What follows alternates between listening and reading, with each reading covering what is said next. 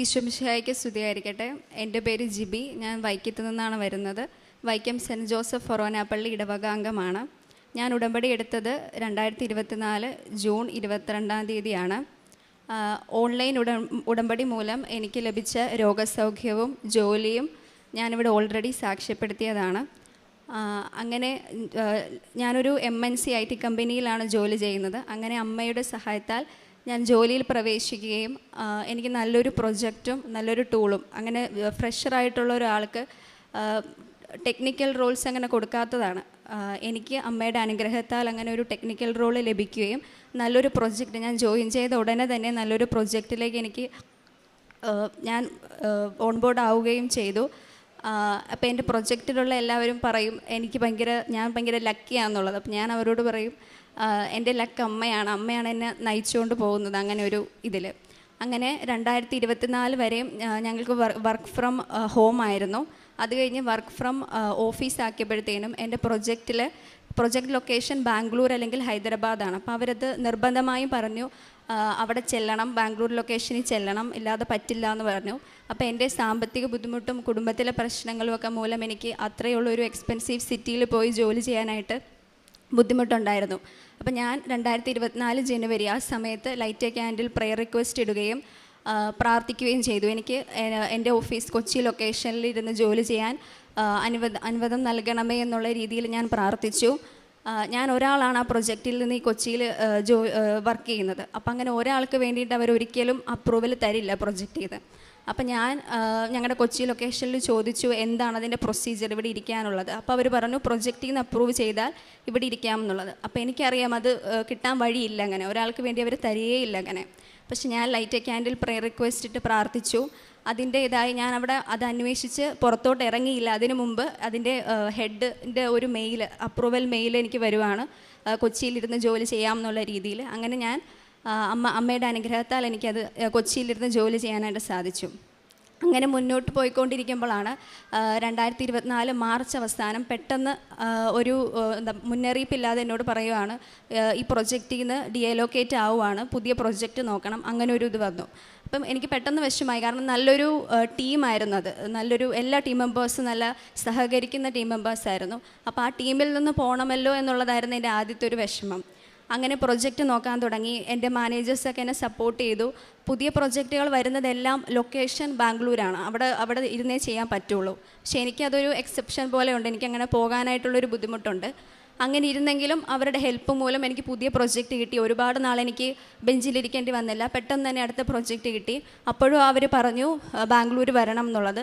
അപ്പം അപ്പോഴത്തെ ആ ഒരു ഇതിൽ ഞാൻ പറഞ്ഞാൽ ഓക്കെ ഞാൻ വരാം എന്നുള്ള രീതിയിൽ ഞാൻ പറഞ്ഞെങ്കിലും ഞാൻ പ്രാർത്ഥിക്കാൻ തുടങ്ങി. അങ്ങനെ അവരത് പറയരുത്, എനിക്ക് കൊച്ചിയിലിരുന്ന് തന്നെ ചെയ്യാനായിട്ടുള്ള അനുവാദം ലഭിക്കണമെന്നുള്ള രീതിയിൽ പറഞ്ഞു. അങ്ങനെ ഏപ്രിൽ ആദ്യം മുതൽ പുതിയ പ്രൊജക്റ്റിലേക്ക് കയറി.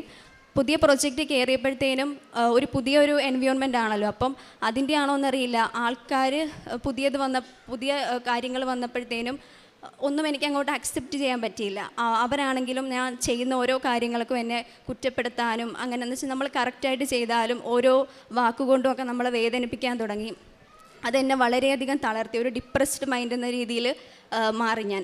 അതെങ്ങനെയാണ് പറയാമെന്ന് എനിക്കിപ്പോഴും അറിയില്ല. ചിരിക്കില്ല, മറ്റുള്ളവരോട് സംസാരിക്കില്ല, പ്രാർത്ഥിക്കില്ല, പ്രാർത്ഥനാ ജീവിതം കംപ്ലീറ്റ്ലി പോയി. അങ്ങനെ വളരെ ഒരു വിഷമാവസ്ഥയിൽ ജൂൺ വരെ ഞാൻ മുന്നോട്ട് പോയി. ആ കൂടെ ബാംഗ്ലൂർ വരണം എന്നുള്ളൊരു പ്രഷറും കൂടി ആയി. അപ്പം രണ്ടും കൂടി ആയപ്പോൾ ഭയങ്കര ബുദ്ധിമുട്ടിലായിരുന്നു. അങ്ങനെ ജൂൺ 22-നാണ് ഞാൻ ഉടമ്പടി എടുക്കുന്നത്. ഞാൻ അങ്ങനെ ഒരു ദിവസം വീട്ടിലിരിക്കുമ്പോഴാണ് പെട്ടെന്നൊരു ഉൾവിളി പോലെ വരുവാണ്, ഉടമ്പടി എടുക്കുക, നീ ഉടമ്പടിയിൽ ഓൾറെഡി എടുത്തതായിരുന്നല്ലോ, നീ അത് തുടര് എന്നുള്ളൊരു ഉൾവിളി വന്നു. ഞാൻ ആ ശനിയാഴ്ച തന്നെ വന്ന് ഇവിടെ ഉടമ്പടി എടുത്തു. ഉള്ളിൽ എന്താ പറയുക, ഒരു കല്ല് പോലെയാണ് ഞാനിവിടെ വന്നത് ആദ്യമേ. പക്ഷേ ഉടമ്പടി എടുത്ത് തിരിച്ചു പോയപ്പോൾ ഭയങ്കര ഒരു ആശ്വാസം, ഒരു തണുപ്പ് ഉള്ളിൽ ഫീൽ ചെയ്യാൻ തുടങ്ങി, ചിരിക്കാൻ തുടങ്ങി. പിന്നെ ഒരു ഹാപ്പി ആവാനായിട്ടുള്ളൊരു തുടങ്ങി.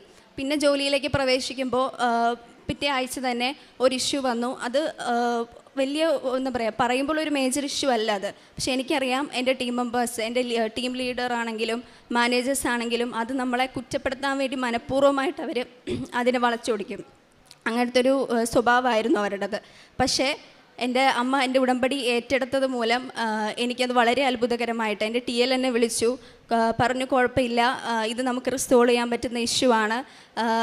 എന്നിട്ട് എന്നോട് കുറേ നേരം ആൾ സംസാരിച്ചു. അങ്ങനെ വളരെ എന്താ എനിക്ക് അത്ഭുതകരമായിട്ട് തോന്നിയത്. ആളെൻ്റെ അടുത്ത് സംസാരിച്ചു, നല്ല രീതിയിലാണ് മുന്നോട്ട് പോകുന്നത്, നല്ല അനലൈസിങ് സ്കില്ലുണ്ട്, മേജർ ഇഷ്യൂസ് ഹാൻഡിൽ ചെയ്യണം, അന്നേരം നമുക്ക് കൂടുതൽ എക്സ്പീരിയൻസ് ഉണ്ടാവും എന്നൊക്കെ പറഞ്ഞ് വളരെ സ്നേഹത്തോടെ എന്നോടത്ത് സംസാരിച്ചു. അപ്പോൾ എനിക്ക് മനസ്സിലായി അമ്മേൻ്റെ ഉടമ്പടി ഏറ്റെടുത്തിട്ടുണ്ടെന്നുള്ളത്. അങ്ങനെ മുന്നോട്ട് പോയി, ഉടമ്പടിയിൽ മുന്നോട്ട് പോയി പ്രാർത്ഥിക്കും, എല്ലാ കാര്യങ്ങളും ചെയ്യും. അങ്ങനെ മുന്നോട്ട് പോയി. അപ്പോഴും എൻ്റെ ഒരു ടെൻഷൻ എന്ന് പറയുന്നത് ഈ ലൊക്കേഷൻ്റെ കാര്യമാണ്. കാരണം അങ്ങോട്ട് ബാംഗ്ലൂരോട്ട് ഷിഫ്റ്റ് ചെയ്യുക എന്ന് പറയുമ്പോൾ ഒട്ടും അക്സെപ്റ്റബിൾ ആയിട്ടുള്ള കാര്യമല്ലായിരുന്നു. അപ്പോൾ എൻ്റെ മാനേജറാണ് എൻ്റെ അടുത്ത് ഇത് ചോദിച്ചുകൊണ്ടിരിക്കുന്നത്, എപ്പോഴാണ് വരുന്നതെന്ന്. അപ്പം ആളുടെ അടുത്ത് ഞാൻ ആൾക്കൊരു മെസ്സേജ് അയക്കുകയോ ഒന്നും ചെയ്യില്ല. കാരണം എനിക്ക് പേടിയാണ്, ആളത് ചോദിക്കുകയോ ഇല്ലയോ, അങ്ങനത്തെ ഒരു ടെൻഷനായിരുന്നു എനിക്ക് ഉണ്ടായിരുന്നത്. അങ്ങനെ മുന്നോട്ട് പോയി. ആളതിനെപ്പറ്റി ചോദിക്കുകയോ കാര്യങ്ങളൊന്നും ചെയ്തില്ല. ഞാൻ പ്രാർത്ഥിച്ചു. ഞാൻ എൻ്റെ കൊച്ചി ലൊക്കേഷനിൽ അമ്മയുടെ ഉപ്പ് കൊണ്ടുപോയിട്ട് പ്രാർത്ഥിച്ചു. എനിക്ക് ഇവിടെ തന്നെ ഇരിക്കാൻ അമ്മ സഹായിക്കണം എന്നൊക്കെ പറഞ്ഞ് പ്രാർത്ഥിച്ചു. അങ്ങനെ 2025 ഫെബ്രുവരിയിൽ എൻ്റെ മാനേജർ എന്നെ ഇങ്ങോട്ട് വിളിച്ചു. അപ്പോഴും ഞാൻ പേടിച്ചു, ദൈവമേ ഇനി എന്തെങ്കിലും ചോദിക്കാനാണോ എന്നുള്ള രീതിയിൽ ഞാൻ ആദ്യം പേടിച്ചു. പക്ഷെ ആൾ എൻ്റെ അടുത്ത് പറഞ്ഞു, ആൾ കൊച്ചി ലൊക്കേഷനിൽ വന്നിട്ടുണ്ട്, വരാൻ പറ്റുമോ, കാണാൻ പറ്റുമോ എന്നുള്ള രീതിയിൽ ചോദിച്ചു. ഞാനന്ന് ഓഫീസിലുണ്ടായിരുന്നു, ഞാൻ പോയി കണ്ടു. ആൾ എൻ്റെ അടുത്ത് നല്ല രീതിയിൽ തന്നെ സ്നേഹത്തോടെ സംസാരിച്ചു. അത് കഴിഞ്ഞ് സംസാരിച്ച് തിരിച്ചു വന്നപ്പോഴത്തേനുമാണ് മാതാവിൻ്റെ മനസ്സിൽ തോന്നിച്ചത്, നീ ഏറ്റവും പേടിച്ചുകൊണ്ടിരുന്ന ആളല്ലേ അത്, ആളെ ഞാൻ ഇവിടെ നിൻ്റെ മുമ്പിൽ കൊണ്ടുവന്നു, നീ കൊച്ചിയിലാണ് ഇരിക്കുന്നതെന്ന് അയാൾക്ക് അറിയാം, ആൾക്കതൊരു പ്രശ്നമല്ല, അതുകൊണ്ടാണല്ലോ അയാൾ നമ്മളെ ഇവിടെ വന്നപ്പോൾ ആൾ വിളിച്ചത്. അങ്ങനെ അതൊരു പ്രശ്നമല്ലാതെ ഇപ്പോൾ എനിക്ക് കൊച്ചി ലൊക്കേഷനിൽ തന്നെ ഇരിക്കാം, പ്രൊജക്റ്റിലാണെങ്കിലും ഒരു ഇഷ്യൂസ് ഇല്ല. ഏറെ പ്രത്യേകമായിട്ട് പറയുകയാണെങ്കിൽ എൻ്റെ ഒരു എക്സ്പീരിയൻസ് വെച്ച് സോൾവ് ചെയ്യാൻ പറ്റുന്നതിനേക്കാൾ അപ്പുറത്തുള്ള ടെക്നിക്കൽ ഇഷ്യൂസ്, ഓരോ ഇഷ്യൂസ് വരുമ്പോഴും അത് റിസോൾവ് ചെയ്ത് കഴിയുമ്പോഴാണ് എനിക്ക് തോന്നുന്നത് എൻ്റെ ഒരു എക്സ്പീരിയൻസ് കൊണ്ടോ കഴിവ് കൊണ്ടോ എനിക്ക് റിസോൾവ് ചെയ്യാൻ പറ്റാത്ത ഇഷ്യൂസ് ആയിരിക്കും അതൊക്കെ റിസോൾവ് ചെയ്യാനായിട്ട് എനിക്ക് ഉറപ്പാണ് അമ്മയാണ് എന്നെ സഹായിക്കുന്നത് എന്നുള്ളത്. ഞാൻ ജോലിയിൽ പ്രവേശിക്കുമ്പോൾ കാശ് രൂപം വെച്ച് പ്രാർത്ഥിച്ചാണ് ജോലിക്ക് പ്രവേശിക്കുന്നത്. അതോടൊപ്പം തന്നെ തിരഞ്ഞെടുക്കേണ്ട വഴി, നീ വലത്തോട്ടോ ഇടത്തോട്ടോ തിരിയുമ്പോൾ പിന്നിൽ നിന്ന് നിൻ്റെ കാതുകൾ ഒരു സ്വരം ശ്രവിക്കും, ഇതാണ് വഴി, ഇതിലേ പോവുക. ഞാൻ തിരഞ്ഞെടുക്കേണ്ട വഴി അത് ജോലിയിലായാലും ജീവിതത്തിലായാലും ഏതാണെന്നുള്ളത് ഞാൻ പ്രാർത്ഥിച്ചുകൊണ്ടാണ് ഓരോ കാര്യങ്ങളും ചെയ്യുന്നത്. ഇപ്പോൾ നല്ല സ്മൂത്തായിട്ട് ജോലിയും കാര്യങ്ങളെല്ലാം പോകുന്നു. അതാണ് എൻ്റെ ഒന്നാമത്തെ സാക്ഷ്യം. രണ്ടാമത്തെ സാക്ഷ്യം എന്ന് പറയുമ്പോൾ ഞങ്ങളുടെ വീട്ടിലോട്ട് തോടാണ്. അപ്പം തോടിനെ കവർ ചെയ്ത് പാലമാണ്, മുട്ട് പോലത്തെ ഒരു പാലമായിട്ടിരിക്കുന്നത്. അത് വർഷങ്ങളായി ഒരു നമുക്ക് സഞ്ചരിക്കാൻ സാധ്യമല്ലാത്ത രീതിയിലായിരുന്നു അതുണ്ടായിരുന്നത്. അപ്പം അതിൻ്റെ ഉടമസ്ഥരോട് പറയുമ്പോൾ അവർ ചെയ്തു തരികയില്ല. അതിനുള്ള പൈസയോ അത് ശരിയാക്കാനുള്ള ഒരു ഇതോ അവർ മുൻകൈ എടുത്ത് ചെയ്യാറില്ല. അപ്പം ഞാൻ ഉടമ്പടി എടുത്തതിനെ സംബന്ധിച്ച് ഞാൻ ആ വഴിയിൽ ഉപ്പിട്ട് പ്രാർത്ഥിച്ചു. ഒരാഴ്ചയ്ക്കുള്ളിൽ അതിൻ്റെ ഉടമസ്ഥർ തന്നെ അത് ശരിയാക്കി തരുവും ഞങ്ങൾക്കിപ്പോൾ അത് നല്ല രീതിയിൽ അവിടെ യാത്ര ചെയ്യാനും സാധിക്കുന്നു. അത് രണ്ടാമത്തെ സാക്ഷിയാണ്. അടുത്ത സാക്ഷ്യം രോഗസൗഖ്യത്തെ സംബന്ധിച്ച് ഉടമ്പടി ധ്യാനം മുടങ്ങാതെ കൂടാറുണ്ട് യൂട്യൂബിൽ. അങ്ങനെ ഒരു ധ്യാനത്തിൽ എനിക്ക് പനി ഉണ്ടായിരുന്ന സമയത്ത് മുതുകിന് നല്ല നീരായിരുന്നു, നല്ല ബുദ്ധിമുട്ട് മുതുകിന് ഉണ്ടായിരുന്ന സമയത്ത് ജോസഫ് അച്ഛൻ ധ്യാനത്തിൽ പറഞ്ഞു, മുതുകിന് നീരുള്ളവരെ സുഖപ്പെടുത്തുന്നു. ഞാൻ കരഞ്ഞ് പ്രാർത്ഥിച്ചു. അന്നേരം ധ്യാനം കഴിഞ്ഞതിന് ശേഷം അങ്ങനത്തെ ആ ഒരു ബുദ്ധിമുട്ട് മുതുകിന് ഉണ്ടായിട്ടില്ല. അതൊന്നാമത്തെ രോഗസൗഖ്യം. അതുപോലെ തന്നെ ഭക്ഷണം കഴിച്ച് കഴിയുമ്പോൾ വയറിന് ബുദ്ധിമുട്ടുണ്ടാവും. അതുപോലെ എപ്പോഴും ഡ്രൈ ആയിക്കൊണ്ടിരിക്കുന്ന ഒരു ബുദ്ധിമുട്ടും ഉണ്ടായിരുന്നു. അത് ഞാൻ ഉപ്പും തൈലവും ഞാൻ നാവിൽ തേച്ച് പ്രാർത്ഥിക്കും, ഉപ്പ് കഴിക്കുകയും ചെയ്യും. അങ്ങനെ ആ ബുദ്ധിമുട്ട് എനിക്കിപ്പോൾ ഇല്ല. അത് 1 വർഷത്തോളം എനിക്കുണ്ടായിരുന്നു. ആ രോഗസൗഖ്യവും എനിക്ക് ലഭിച്ചതാണ്. അതുപോലെ തന്നെ പറയാനാണെങ്കിൽ ജപമാല റാലിയിൽ പങ്കെടുത്തായിരുന്നു 2024. അപ്പം ഞങ്ങളുടെ അതിരൂപതയിൽ പട്ടം മുടങ്ങി നിന്നിരുന്ന കുറച്ച് ബ്രദേഴ്സുണ്ട്. ഒരാളെ എനിക്ക് പേഴ്സണലി അറിയാവുന്നതാണ്, ഞങ്ങളുടെ വീടിൻ്റെ അടുത്തുള്ളതാണ്, ചെറുപ്പം മുതലേ അറിയാവുന്നതാണ്. അപ്പോൾ അതിൻ്റെ ഒരു വിഷമം പ്രാർത്ഥിക്കണം എന്നൊക്കെ അവർ പറഞ്ഞിരുന്നു. അപ്പം ജപമാല റാലിയിൽ ഞാൻ ആ ഒരു നിയോഗം മാത്രമാണ് ഞാൻ അമ്മയുടെ അടുത്ത് പറഞ്ഞത്. അവർക്ക് പട്ടം ലഭിക്കണം, ആ പ്രതിസന്ധി ഘട്ടം മാറി അവർക്ക് പട്ടം ലഭിക്കണമെന്ന്. പിറ്റേ ദിവസം ഞായറാഴ്ച പള്ളിയിൽ വിളിച്ചു പറഞ്ഞു അവർക്ക് പട്ടം കൊടുക്കാനുള്ള കാര്യങ്ങളെല്ലാം റെഡി ആയിട്ടുണ്ട്. അങ്ങനെ അവർക്ക് ഒരാഴ്ചയ്ക്കുള്ളിൽ പട്ടം ലഭിക്കുകയും ചെയ്തു. അത് വേറൊരു അനുഗ്രഹമാണ്. അതുപോലെ ഞാൻ ഞങ്ങളുടെ കടബാധ്യതകളാണെങ്കിലും ഓരോ കാര്യത്തിലും ഞാൻ അമ്മയുടെ അടുത്ത് പറഞ്ഞു, എപ്പം അത് ആവശ്യം വന്നാലും ഞങ്ങൾക്ക് ഒരു വഴിയില്ല, നമുക്കൊരു സേവിങ്സോ അങ്ങനെ ഒന്നുമില്ല. അപ്പോൾ എപ്പോൾ ആവശ്യം വന്നാലും അമ്മ കൈവിടത്തില്ല. അതെനിക്ക് ഉറപ്പുള്ള കാര്യമാണ്. എപ്പോഴും പൈസയുടെ ബുദ്ധിമുട്ട് വരുമ്പോൾ അമ്മ കൂടെ ഉണ്ടാവും എന്നുള്ളത് അത് ഇതുവരെ അങ്ങനെയാണ്, ഇനിയും അങ്ങനെയായിരിക്കും. അതെനിക്ക് ഉറപ്പുള്ള കാര്യമാണ്. അതുപോലെ ഞാൻ മറ്റുള്ളവർക്ക് വേണ്ടി പ്രാർത്ഥിക്കുന്ന കാര്യങ്ങൾ, അവരുടെ രോഗസൗഖ്യമായാലും ജോലിയുടെ കാര്യങ്ങളായാലും അവരുടെ കുടുംബത്തിലുണ്ടാകുന്ന ബുദ്ധിമുട്ടുകളായാലും അമ്മയുടെ അടുത്ത് സമർപ്പിച്ച് പ്രാർത്ഥിക്കുന്ന എല്ലാ കാര്യങ്ങളും അമ്മ സാധിച്ചെനിക്ക് തന്നിട്ടുണ്ട്. അതിനെല്ലാത്തിനും അമ്മയ്ക്ക് 1000 നന്ദി. പ്രേക്ഷിത പ്രവർത്തനമായിട്ട് കൃപാസനത്തിലെ പത്രം മേടിച്ച് എല്ലാ മേഖലകളിലും കൊടുക്കാറുണ്ട്. അതുപോലെ സോഷ്യൽ മീഡിയാസിൽ എല്ലാം ഷെയർ ചെയ്യാറുണ്ട്, ധ്യാനം കൂടാറുണ്ട്, സാക്ഷ്യങ്ങൾ കേൾക്കാറുണ്ട്, ഡെയിലി ബ്രെഡ് കേൾക്കാറുണ്ട്, വചനങ്ങൾ പങ്കുവയ്ക്കാറുണ്ട്.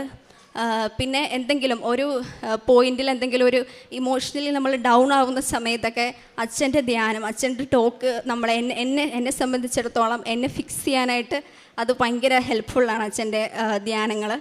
അതുപോലെ സാക്ഷ്യങ്ങളെല്ലാം ഷെയർ ചെയ്യാറുണ്ട്. കാരുണ്യപ്രവർത്തികളായിട്ട് മാനസിക ബുദ്ധിമുട്ട് അനുഭവിക്കുന്ന അമ്മച്ചിമാർ താമസിക്കുന്നിടത്ത് അവർക്ക് ഭക്ഷണം കൊടുക്കുകയും അവർക്ക് മരുന്നിന് വേണ്ടുന്ന പൈസ കൊടുക്കുകയും ചെയ്യാറുണ്ട്. അതിലുപരി എന്നെക്കൊണ്ട് കഴിയുന്ന രീതിയിൽ, അതായത് എൻ്റെ ജൂനിയേഴ്സായിട്ട് വരുന്ന ആൾക്കാർക്കൊക്കെ അറിവ് പങ്കുവെച്ച് കൊടുക്കുന്നത് ഒരു കാരുണ്യപ്രവൃത്തിയാണെന്നാണ് ഞാൻ വിശ്വസിക്കുന്നത്. അതുകൊണ്ട് അവർക്ക് എന്നാൽ കഴിയുന്ന എല്ലാ കാര്യങ്ങളും ടെക്നിക്കൽ സൈഡാണെങ്കിലും എല്ലാം ഒരു മടിയും കൂടാതെ പറഞ്ഞു കൊടുക്കാൻ ശ്രമിക്കാറുണ്ട്. മെഡിക്കൽ കോളേജിലോട്ടുള്ള ഭക്ഷണ പൊതികൾ, ചോറ് പൊതികൾ കൊടുക്കാറുണ്ട്. അതാണ്.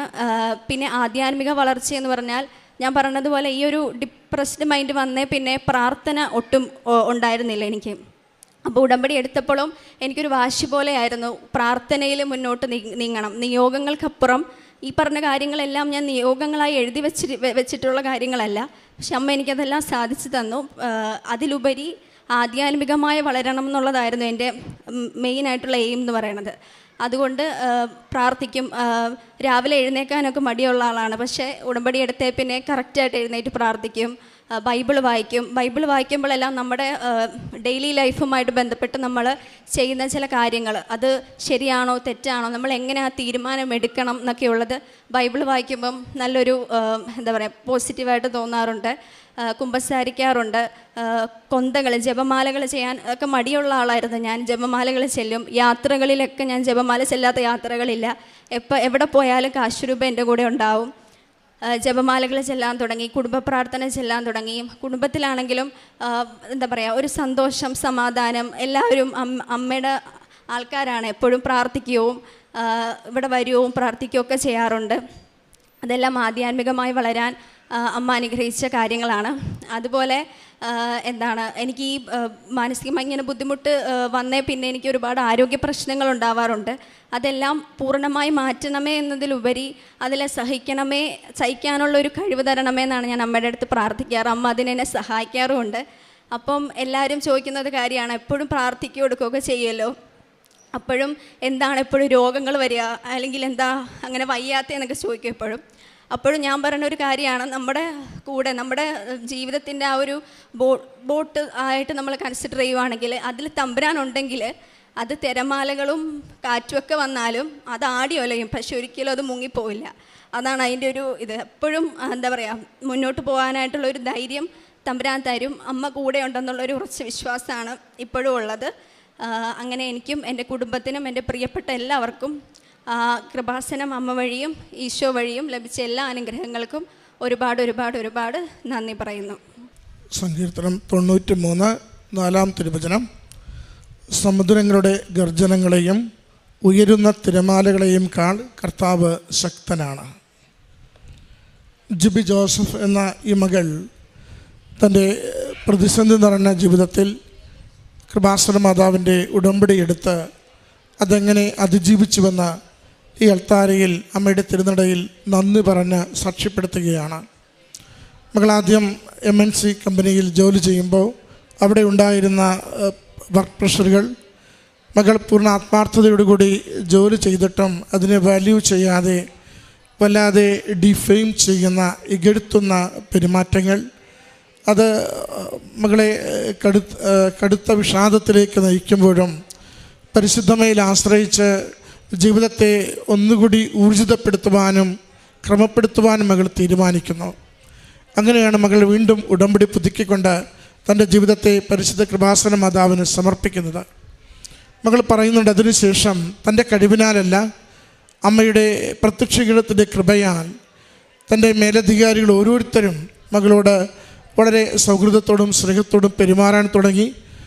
മകൾ ചെയ്ത പ്രോജക്റ്റ് വർക്കുകൾ അപ്രീഷിയേറ്റ് ചെയ്യുവാൻ തുടങ്ങി. ആ ചെയ്യുന്ന ജോലിയിൽ മകൾക്ക് ഒരു സാറ്റിസ്ഫാക്ഷനും അത് ഒരു സന്തോഷവും വരുവാൻ തുടങ്ങി. അത് തൻ്റെ കഴിവിനാലല്ല, അമ്മയുടെ കൃപയാൽ മാത്രം അനുവദിച്ച് ലഭിച്ചത്. ഉടമ്പടി എടുത്ത് ജീവിതത്തെ എൻ്റെ മുഴുവൻ തകർച്ചയോടുകൂടി കൊടുത്തപ്പോൾ അമ്മ മാതാവ് നൽകിയ ആദ്യത്തെ അടയാളമായി മകളിവിടെ സാക്ഷ്യപ്പെടുത്തി. രണ്ടാമത്തത് വർക്ക് ഫ്രം ഹോം നിർത്തി ബാംഗ്ലൂർ ഓർ ഹൈദരാബാദ് ഓഫീസിൽ വർക്ക് ചെയ്യണം എന്ന രീതിയിൽ വീണ്ടും അടുത്തൊരു പ്രതിസന്ധി ഉടലെടുക്കുമ്പോൾ മകൾ വീണ്ടും അത് അമ്മയിൽ തന്നെയാണ് ആശ്രയിച്ച് ആ നിയോഗം സമർപ്പിക്കുന്നത്. വീടിൻ്റെ സാഹചര്യങ്ങൾ കാരണം പോകുവാൻ ബുദ്ധിമുട്ടുള്ളത് കൊണ്ട് കൊച്ചിയിലുള്ള ഓഫീസിൽ നിന്ന് ജോലി ചെയ്യുവാൻ വേണ്ടി ആഗ്രഹിക്കുന്നു. എന്നാൽ ഒരേ ഒരാൾ മോൾ മാത്രം ആ പ്രോജക്റ്റിൽ കൊച്ചിയിൽ നിന്ന് ജോലി ചെയ്യുവാൻ പറ്റുന്ന വിധത്തിൽ അമ്മ മാതാവ് അസാധ്യമെന്ന് കരുതിയത്, വലിയ ക്ലേശത്തിലാകും ജീവിതമെന്ന് കരുതിയത് കരങ്ങളിലെടുത്ത് നിസ്സാരമായി മകൾക്കത് അനുവദിച്ച് നൽകിയതിനെയാണ് രണ്ടാമത് സാക്ഷ്യപ്പെടുത്തിയത്. മൂന്നാമത് 10-25 വർഷമായി ഒരു തോടിന് കുറുകെയുള്ള ഒറ്റയടി പാലം, അത് എന്നും പണിമുടക്കും പ്രയാസവും നൽകുന്നത് ശരിയാക്കുവാൻ ഉടമകൾ തയ്യാറാകാത്തത് മൂലം വല്ലാതെ ഭയപ്പാടോടുകൂടി മാത്രം സഞ്ചരിച്ചിരുന്നത്. മകൾ പറയുന്നുണ്ട്, ഉടമ്പടിയിൽ നിയോഗം എഴുതി സമർപ്പിച്ച് യാത്രയ്ക്കുള്ള ക്ലേശം മാറ്റിത്തരുവാനായി ആ പാലം നല്ല രീതിയിൽ ക്രമീകരിച്ച് തരുവാനായി പ്രാർത്ഥിക്കുമ്പോൾ ഒരാഴ്ചക്കുള്ളിൽ 23 വർഷമായി വല്ലാതെ ക്ലേശമനുഭവിച്ചിരുന്ന ഒരു ഒറ്റയടി പാലം, അത് അമ്മ മാതാവ് വളരെ ഇടപെട്ടുകൊണ്ട് വളരെ വേഗത്തിൽ ഒരാഴ്ചക്കുള്ളിൽ നല്ലൊരു പാലം നടക്കുവാൻ പറ്റുന്ന വിധത്തിൽ ക്രമീകരിച്ചു കൊടുത്തുവെന്ന്. മറ്റൊന്ന് മകളുടെ ശാരീരികമായ അസ്വസ്ഥതകൾ, ശാരീരികമായ ഏതൊരു രോഗാവസ്ഥയിലും ക്ലേശങ്ങളിലും ഉടമ്പടിയുടെ നേർത്തവസ്തുക്കൾ വിശ്വാസത്തോടെ പ്രയോഗിക്കുമ്പോൾ അത് ഔഷധമായിത്തീരുന്നു, സൗഖ്യമായിത്തീരുന്നു, കൂടുതൽ പ്രത്യാശയുടെ ജീവിതത്തെ മുന്നോട്ട് നയിക്കുവാൻ കരുത്തായി മാറുന്നു. മകൾ പറയുന്നുണ്ട്, ഉടമ്പടി എടുത്തതിലൂടെ വന്ന മാറ്റം അത് എൻ്റെ ജീവിതത്തെ മുഴുവനും ദൈവഹിതപ്രകാരം ക്രമപ്പെടുത്തുവാൻ സാധിച്ചു എന്നതാണ്. ഒരിക്കലും താല്പര്യമില്ലാതിരുന്ന ജപമാല സന്തോഷത്തോടെ ആവർത്തിച്ച് ചെല്ലുവാൻ സാധിക്കുന്നു. പ്രാർത്ഥനകളിൽ വളരെ നന്നായി പങ്കുചേരുവാൻ സാധിക്കുന്നു. മറ്റുള്ളവർക്ക് നന്മ ചെയ്യുവാൻ സന്തോഷത്തോടെ സാധിക്കുന്നു. ദൈവനാമത്തെ മഹത്വപ്പെടുത്തി ആ വിഷമങ്ങളും പ്രയാസങ്ങളും വരുമ്പോൾ അത് ഈശോയുടെ കുരിശിനോട് ചേർത്ത് വെച്ച് സഹിക്കുവാനും കുറ്റപ്പെടുത്താതെ മറ്റുള്ളവർക്ക് വേണ്ടി പ്രാർത്ഥിക്കുവാനും ആശീർവദിക്കുവാനും മകൾക്ക് സാധിക്കുന്നുവെന്ന. പ്രിയമുള്ളവരെ, ഉടമ്പടിയിലൂടെ നമ്മൾ സ്വായത്തമാക്കുന്ന ജീവിതശൈലിയും ജീവിത ഗുണങ്ങളും ഇത് തന്നെയാണ്. നമ്മൾ കലഹത്തിൻ്റെ മനുഷ്യരിൽ നിന്നും ശാന്തതയുടെ മനുഷ്യരായി മാറും. നമുക്ക് വേണ്ടി എല്ലാം നേടണമെന്ന ആഗ്രഹത്തിൽ നിന്നും മറ്റുള്ളവർക്ക് വേണ്ടി എന്തും ചെയ്യുവാൻ തുറവിയുള്ള മനുഷ്യരായി മാറും. ദൈവനാമത്തെ മഹത്വപ്പെടുത്തുന്നതിന് വേണ്ടി എത്ര കണ്ട് നമ്മളെ ഇകഴ്ത്തിയാലും കുറ്റപ്പെടുത്തിയാലും തിരികെ ആരെയും ദ്രോഹിക്കാതെ വെറുപ്പ് സൂക്ഷിക്കാതെ അവർക്ക് വേണ്ടി പ്രാർത്ഥിക്കുവാനുള്ള കരുത്തുള്ളവരായി നമ്മൾ മാറിക്കൊണ്ടിരിക്കും. ആത്യന്തികമായി ഇതെല്ലാം നമ്മുടെ തന്നെ ജീവിതത്തിന് അനുഗ്രഹത്തിനുള്ള പുതുവഴിയായി തുറക്കുകയും ചെയ്യും. അതാണ് മകൾ പറയുക, സമുദ്രത്തിലെ ഉയർന്ന തിരമാലകളോ ഗർജിക്കുന്ന തിരമാലയുടെ സ്വരമോ എൻ്റെ ജീവിതത്തിൻ്റെ ബോട്ടിനെ അത് ആടി ഉലഞ്ഞാലും മുങ്ങിപ്പോകുവാൻ ദൈവം അനുവദിക്കില്ലെന്ന്. ഇത് അതിജീവനത്തിൻ്റെ സാക്ഷ്യമാണ്. ഉടമ്പടി ഒരു അതിജീവനത്തിൻ്റെ പ്രാർത്ഥന പ്രവർത്തന പദ്ധതിയുമാണ്. ആരൊക്കെയാണോ മുന്നോട്ട് പോകുവാനാവാതെ നിൽക്കുന്നിടം തന്നെ കുഴിഞ്ഞുകൊണ്ട് വല്ലാതെ വിഷമിച്ച് കൈകാലിട്ടടിക്കുക, മുന്നോട്ട് പോകുവാൻ വേണ്ടി ഈ ജീവിതത്തിൻ്റെ ക്ലേശങ്ങളെ അതിജീവിക്കുവാൻ, രോഗങ്ങളെ അതിജീവിക്കുവാൻ, വ്യക്തിബന്ധങ്ങളിൽ വരുന്ന വിള്ളലുകളെയും കലഹങ്ങളെയും അതിജീവിക്കുവാൻ നമുക്ക് വേണ്ടി ഈ നാളുകളിൽ ദൈവപിതാവ് നൽകിയിരിക്കുന്ന ഏറ്റവും സുന്ദരമായ ജീവിതക്രമമാണ്, ആത്മീയ പദ്ധതിയാണ് ഉടമ്പടി ജീവിതം. അതിലൂടെ നമ്മുടെ ജീവിതങ്ങളെയും അതിൻ്റെ എല്ലാ മേഖലകളെയും കൂടുതൽ അമ്മ മാതാവിലൂടെ ഈശോ അനുഗ്രഹിക്കുന്നതിന് പ്രാർത്ഥിക്കാം. മകൾക്ക് ലഭിച്ച എല്ലാ സംരക്ഷണത്തിനും സഹായത്തിനും സൗഖ്യത്തിനും സന്തോഷത്തിനും അമ്മ മാതാവിനും തിരുക്കുമാരനും നന്ദി പറഞ്ഞുകൊണ്ട് കരങ്ങളടിച്ച് ഈ സാക്ഷ്യം സമർപ്പിക്കാം. അത്യപൂർവ ദൈവാനുഭവങ്ങൾ ഇനി നിങ്ങൾക്കും സ്വന്തം. ഈ യൂട്യൂബ് ചാനൽ ഇതുവരെ സബ്സ്ക്രൈബ് ചെയ്തിട്ടില്ലെങ്കിൽ ഇപ്പോൾ തന്നെ സബ്സ്ക്രൈബ് ചെയ്യുക. ഈ വീഡിയോ ഇപ്പോൾ തന്നെ നിങ്ങളുടെ സുഹൃത്തുക്കൾക്ക് ഷെയർ ചെയ്തുകൊണ്ട് കർത്താവിൻ്റെ പ്രേക്ഷിതരാകുക.